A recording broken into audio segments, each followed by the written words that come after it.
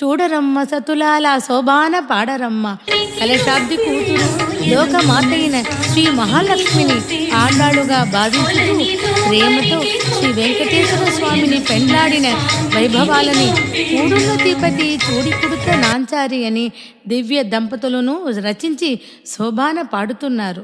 చూడరమ్మ సతులాల శోభాన పాడరమ్మ కూడున్నతిపతి చూడి కొడుతనాచారి. చూడరమ్మ సతులాల శోభాన పాడరమ్మ కూడున్నతిపతి చూడి కొడుతనాచారి.